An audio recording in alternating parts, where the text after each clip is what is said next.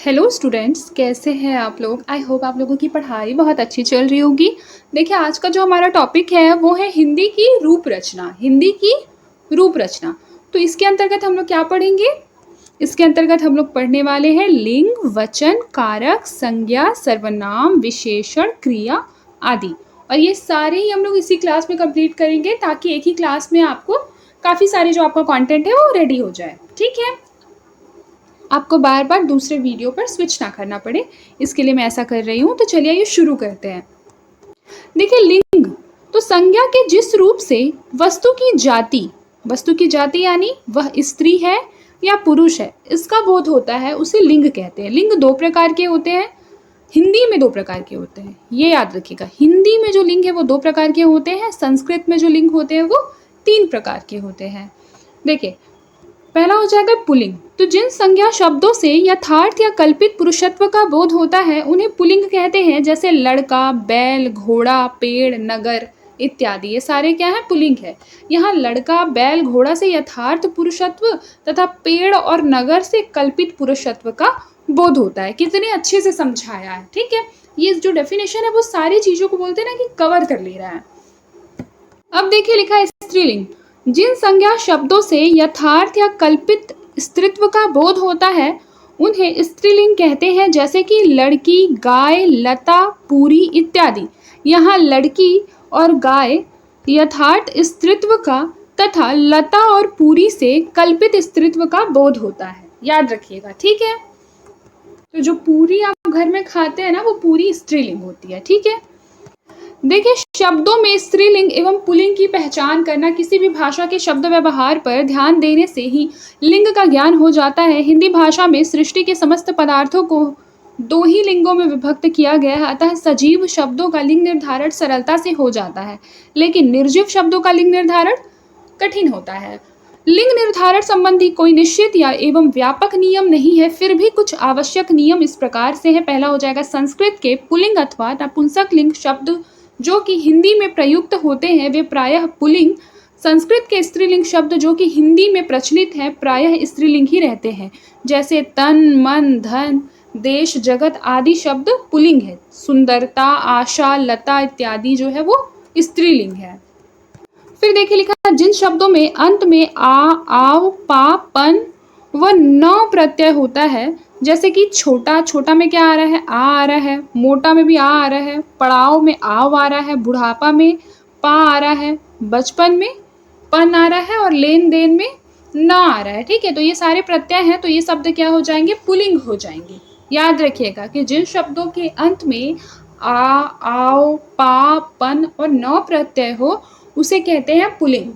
फिर है जिन शब्दों के अंत में आई, वट, हट आदि प्रत्यय हो वह स्त्रीलिंग होते हैं, जैसे सिलाई, बुनाई, कटाई, लिखावट, बनावट, घबराहट एवं चिल्लाहट।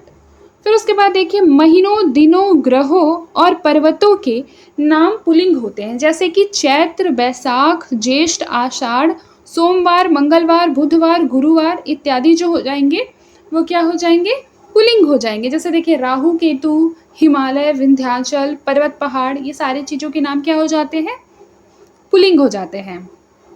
जैसे हिमालय, हिमालय क्या हो जा रहा है, पुल्लिंग हो जा रहा है। देखिए, नदियों, तिथियों तथा नक्षत्रों के नाम स्त्रीलिंग होते हैं, जैसे गंगा, यमुना, गोदावरी, कावेरी, द्वितीया, तृतीया, चतुर्थी, अश्विनी, रोहिणी आदि। फिर है संस्कृत के उकारांत और उकारांत शब्द पुल्लिंग होते हैं, जैसे प्रभु, अश्रु, जंतु, त्रिशंकु आदि। इस प्रकार तद्भव उकारांत पुल्लिंग होते हैं, जैसे कि हो गया डाकू, पिल्लू, जनेऊ इत्यादि क्या हो जा रहे हैं, तद्भव उकारांत हो जा रहे हैं। तो ये क्या हो जा रहे हैं, पुल्लिंग हो जा रहे हैं, याद रखिएगा। ठीक है, फिर देखिए यहाँ पे लिखा है कि संस्कृत के कुछ पुल्लिंग शब्द और नपुंसकलिंग शब्द हिंदी में स्त्रीलिंग के रूप में प्रयुक्त होते हैं, जैसे अग्नि, आत्मा, ऋतु, वायु, संतान, राशि, ये सारे स्त्रीलिंग है। फिर देखिए, द्रव्यवाचक शब्द प्रायः पुल्लिंग के रूप में होते हैं, जैसे कि द्रव्य मतलब घी, तेल, मक्खन, दूध, पानी, हीरा, मोती, पन्ना, लोहा, तांबा, ये क्या हो जाएंगे, पुल्लिंग हो जाएंगे।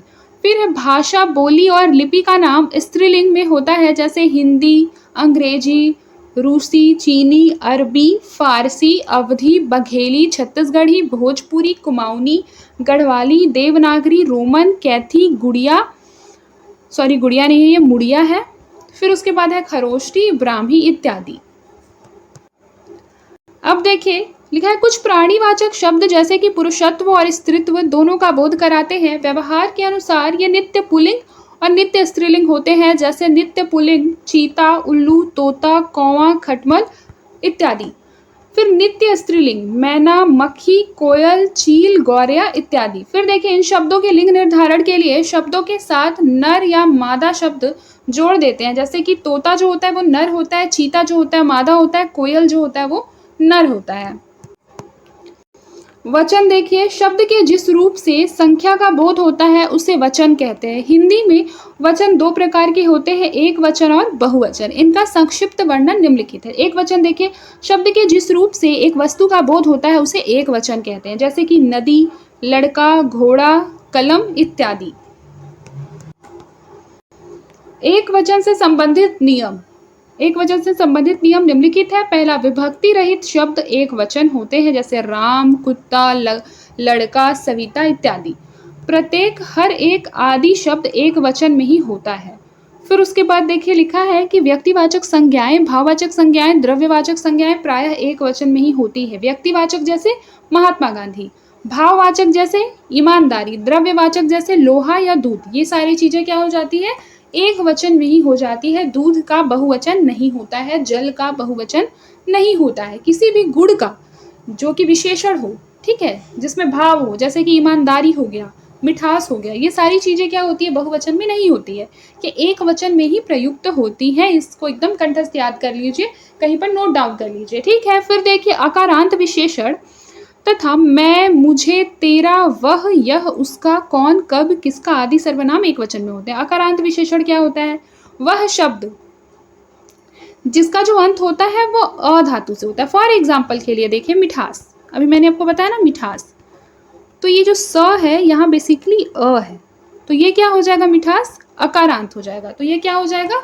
सर्वथा एक वचन में ही प्रयुक्त होगा। फिर देखिए वर्षा, दूध, जनता, पानी, आग, पुलिस, भीड़, ये सारी चीजें भी एक वचन में होते हैं, याद रखिएगा इस चीज को। भीड़ देख के लगता है कि बहुवचन है, बट भीड़ भी एक वचन होता है।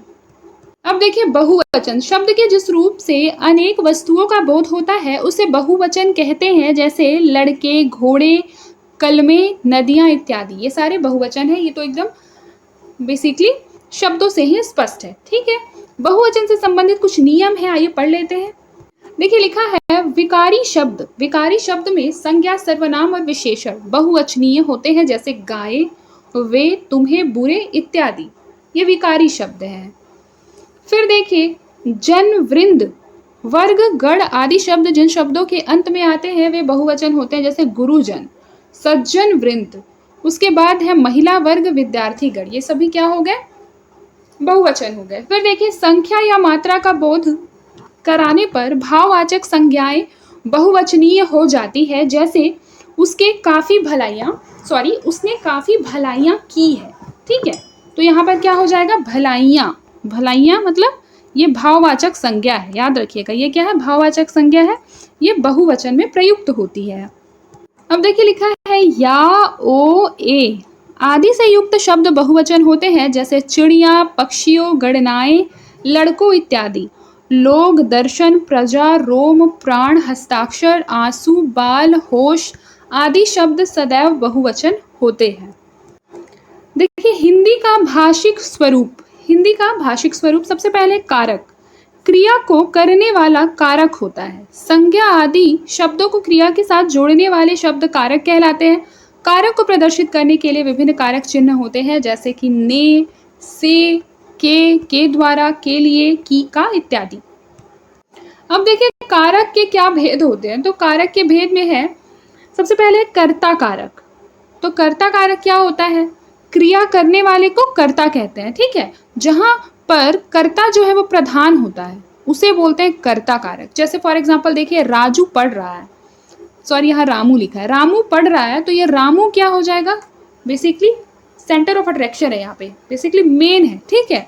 ये जो कर्ता है रामू, ये मेन है, तो यहाँ पर क्या हो जाएगा, कर्ता कारक हो जाएगा। कर्ता कारक ने चिन्ह के साथ या बिना परसर्ग वाक्य के भी प्रयुक्त होता है।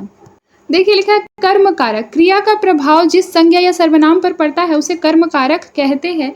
इसका कारक चिन्ह को होता है, जैसे कि मोहन ने गाय को पाला। किसको पाला? गाय को पाला। तो यह क्या हो जाएगा, कर्म कारक हो जाएगा, क्योंकि क्रिया का जो प्रभाव पड़ रहा है वह किसी संज्ञा या सर्वनाम पर पड़ रहा है। तो वह क्या है, वह संज्ञा गाय है। ठीक है, फिर देखिए करण कारक। करण का अर्थ होता है साधन या माध्यम। संज्ञा या सर्वनाम के जिस रूप से क्रिया संपन्न होती है उसे करण कारक कहते हैं। इसके लिए विभक्ति चिन्ह से के द्वारा है। जैसे देखिए बेसिकली बोला जाए कि उसने फल काटा, तो किससे काटा, बताइए किससे काटा? चाकू से काटा। तो कहीं ना कहीं जो चाकू है वो क्या हो रहा है कि किसी व्यक्ति के लिए फल काटने के लिए माध्यम का काम कर रहा है, या कह सकते हैं कि साधन का काम कर रहा है। तो ये क्या हो जाएगा, करण कारक हो जाएगा। ठीक है, अब देखिए संप्रदान कारक, जिसके लिए कुछ किया जाए, दिया जाए या जिसके लिए क्रिया संपन्न होती है उसे संप्रदान कारक कहते हैं। संप्रदान, प्रदान, नाम से ही पता चल रहा है कि कुछ देना है, कुछ हमें प्रदान करना है अगले इंसान को। ठीक है, जैसे देखिए इसके लिए कारक चिन्ह या परसर्ग है, के लिए, को, के हेतु, के वास्ते इत्यादि। जैसे राम को पुस्तक दे दो, तो हम क्या कर रहे हैं, राम को पुस्तक दे रहे हैं, उसे प्रदान कर दे रहे हैं। ठीक है, देखिए अपादान कारक। अपादान का अर्थ होता है अलगाव या पृथकता। अतः संज्ञा या सर्वनाम के जिस रूप से अलग होने का भाव प्रकट होता है उसे अपादान कारक कहते हैं। इसके कारक चिन्ह है से, अलग इत्यादि। उदाहरण वृक्ष से पत्ते झड़ गए। वृक्ष से पत्ते झड़ गए, तो कहीं ना कहीं वृक्ष से पत्ते क्या हो गए, अलग हो गए। अलगाव का भाव है, पृथक होने का भाव है, तो यहाँ क्या हो जाएगा, अपादान कारक हो जाएगा। अब देखिए संबंध कारक, जहाँ संज्ञा अथवा सर्वनाम शब्दों का संबंध वाक्य के अन्य शब्दों के साथ प्रकट हो, वहाँ संबंध कारक होता है। इसका कारक चिन्ह है का, की, के, रा, रे, री, नी, ना इत्यादि। जैसे देखिए उदाहरण के, सिया केतु की बहन है। सिया क्या है, केतु की बहन है। यह मेरा भाई है, तो यहाँ पर क्या हो जाएगा बताइए, रा का यूज हो रहा है, की का यूज हो रहा है, तो ये क्या हो जा रहा है, संबंध बता रहा है कि यह मेरा भाई है। किसका भाई है, मेरा भाई है, तो कहीं ना कहीं क्या हो जा रहा है, संबंध बता रहा है, तो ये हो जाएगा संबंध कारक। अब देखिए अधिकरण कारक। अधिकरण का अर्थ होता है आधार। अधिकरण का क्या अर्थ होता है, अधिकरण का अर्थ होता है आधार। अधिकरण का क्या अर्थ होता है, आधार। अतः क्रिया के होने का स्थान या समय को बताने वाला कारक जो होता है अधिकरण कारक कहलाता है। इसके कारक चिन्ह है पर, में, के बीच आदि। उदाहरण के लिए राजन घर में है, चिड़िया पेड़ पर है, तो ये क्या हो जाएगा, अधिकरण कारक हो जाएगा। ठीक है, क्योंकि देखिए चिड़िया पेड़ पर है, तो कहीं ना कहीं ये पर जो प्रयोग हुआ है ये क्या हो जाएगा, अधिकरण कारक का चिन्ह हो जाएगा। ठीक है, इसमें बेसिकली उसका स्थान बताया गया है कि कहाँ पे है चिड़िया, तो पेड़ पर है। जैसे यहाँ देखिए स्थान या समय को बताने वाला है। ठीक है, तो यहाँ हो जाएगा अधिकरण कारक। अब देखिए लिखा है संबोधन कारक। तो संज्ञा के जिस रूप से किसी व्यक्ति को पुकारा या बुलाया जाए उसे संबोधन कारक कहते हैं। इसके कारक चिन्ह होते हैं अरे, हे भगवान, सुनो आदि उदाहरण। ठीक है, जैसे देखिए अरे रामू यहाँ आओ, सुनो जरा ऊपर आओ, हे भगवान कहाँ हो, इस तरीके से संबोधन कारक का यूज होता है। ठीक है, देखिए आप लोग जानते हैं कि संज्ञा क्या होता है, किसी भी नाम, जाति, स्थान इत्यादि का जो चीज होता है उसको क्या बोलते हैं, उसके नाम को संज्ञा बोलते हैं। जैसे फॉर एग्जाम्पल के लिए देखिए, मान लीजिए कि मोहन, मोहन क्या हो गया, किसी व्यक्ति का नाम हो गया। सीता किसी व्यक्ति का नाम हो गया, तो ये क्या हो जाएगा, संज्ञा हो जाएगा। ठीक है, किसी स्थान, जैसे कि मान लीजिए आप लोग कोई भी स्थान ले लीजिए, जैसे मान लीजिए रायपुर, तो क्या हो गया, ये संज्ञा हो गया। इस तरीके से संज्ञा होता है। अब हम लोग संज्ञा के भेद पढ़ेंगे जो कि ज़्यादा इंपॉर्टेंट है। ठीक है, इससे भी क्वेश्चन आते हैं। जैसे देखिए संख्या के प्रमुख भेद में है, पहला है जातिवाचक। जातिवाचक संज्ञा जिन संज्ञा शब्दों से किसी एक ही प्रकार की अनेक वस्तु अथवा जाति का बोध होता है उसे जातिवाचक संज्ञा कहते हैं। जैसे घर कहने से सभी तरह के घरों का, पहाड़ कहने से संसार के सभी पहाड़ों का और नदी कहने से सभी नदियों का जातिगत बोध होता है। ठीक है। और जातिगत संज्ञा के जो लक्षण है या स्थितियां वो इस प्रकार से है। जैसे पहला देखिए लिखा है संबंधियों, व्यवसायों, पदों, कार्यों का नाम, जैसे कि भाई, माँ, डॉक्टर, वकील, मंत्री, अध्यक्ष, किसान, अध्यापक, मजदूर, ये सभी क्या हो गए? जातिवाचक संज्ञा हो गए। पशु पक्षियों का नाम जैसे कि बैल, घोड़ा, हिरन, तोता, मैना इत्यादि पशु पक्षी के भी जो नाम होंगे ना वो जातिवाचक संज्ञा होगा, याद रखिएगा। वस्तुओं के नाम भी जातिवाचक संज्ञा होता है, जैसे मकान, कुर्सी, मेज, पुस्तक, कलम इत्यादि। देखिए मैं आप लोगों को कह रही हूँ कि ये जो संज्ञा के जो प्रकार है उसका इंपॉर्टेंट नोट्स जो होता है ना, शॉर्ट नोट्स, वो बना लीजिए, क्योंकि ना ये आपको याद रखने में हेल्प करेगा। क्योंकि समटाइम्स ऐसा होता है कि हम भूल जाते हैं कि जातिवाचक संज्ञा के अंतर्गत क्या था, द्रव्यवाचक संज्ञा के अंतर्गत क्या था, कभी कभी ऐसा होता है हम भूल जाते हैं।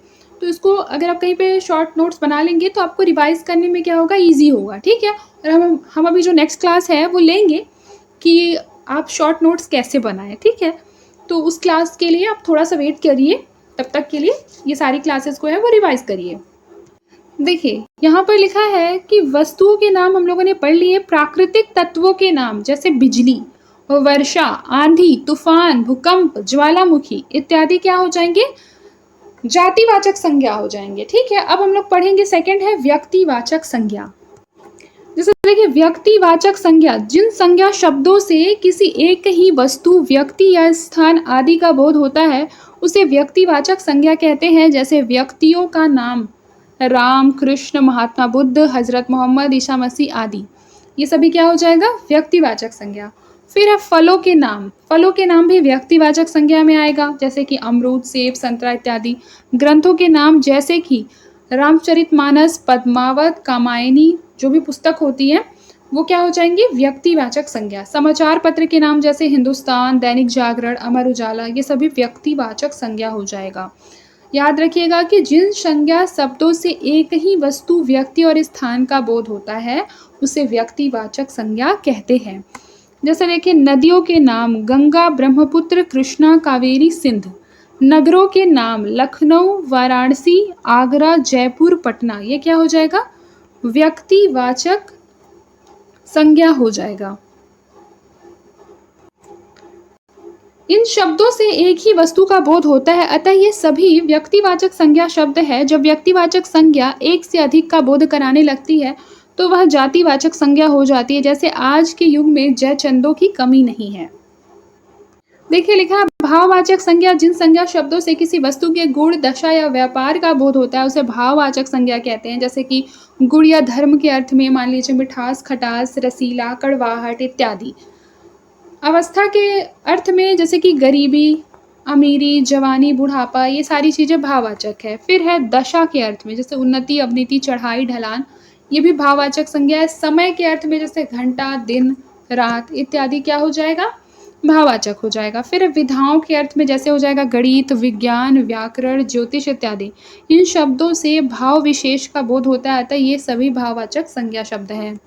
देखिए लिखा भाववाचक संज्ञा के लक्षण या स्थितियां निम्न प्रकार है। पहला, भाववाचक संज्ञा के बहुवचन नहीं होते हैं। भाववाचक संज्ञा के बहुवचन नहीं होते हैं, याद रखिएगा इस चीज को। भाववाचक मतलब कि एक वचन में ही रहता है, याद रखिएगा। भाववाचक संज्ञा जो होते हैं वो एक में ही रहता है। अभी मैंने आप लोगों को ऊपर वो मिठास वाला एग्जाम्पल बताया ही था। बहुवचन के रूप में भाववाचक संज्ञाओं का प्रयोग करने पर वे जातिवाचक संज्ञाओं की भांति प्रयुक्त होते हैं। जैसे कि खोट, खोट भाववाचक संज्ञा है और खोटे जातिवाचक संज्ञा है। इसी प्रकार प्रवृत्ति जो है वो भाववाचक संज्ञा है। प्रवृत्ति क्या है, भाववाचक संज्ञा है। और प्रवृत्तियां जो है वो जातिवाचक संज्ञा है। फिर भाववाचक संज्ञाओं का निर्माण जातिवाचक संज्ञा सर्वनाम, विशेषण, क्रिया, अवयव में ता, हट, पन, ई आदि प्रत्यय जोड़कर किया जाता है। इस चीज को एकदम अच्छे से याद रखिएगा। जैसे कि आप कह सकते हैं हट के लिए कड़वाहट, क्या कह सकते हैं, कड़वाहट। ये क्या हो जा रहा है, भाववाचक संज्ञा हो जा रहा है। अब देखिए समूहवाचक संज्ञा, जिन संज्ञा शब्दों से एक ही जाति की वस्तुओं के समूह का बोध होता है उसे समूहवाचक संज्ञा कहते हैं। जैसे कि कक्षा, सेना, समूह, संघ, टुकड़ी, गिरोह इत्यादि क्या हो जाएंगे? समूहवाचक। द्रव्यवाचक में मैंने आप लोगों को पहले बताया था, जिसमें द्रव्य पदार्थ होने का बोध हो। पदार्थ यानी आप लोग सोना ले सकते हैं, द्रव्य यानी आप लोग तेल, घी, पानी ले सकते हैं। ये सभी क्या हो जाएगा? द्रव्यवाचक संज्ञा। देखिए जो सर्वनाम है वो हम लोग अगली क्लास में पढ़ेंगे। आज के लिए बस इतना ही, मिलते हैं नेक्स्ट क्लास में। तब तक के लिए अपना ख्याल रखिए और मन लगाकर पढ़ाई करते रहें।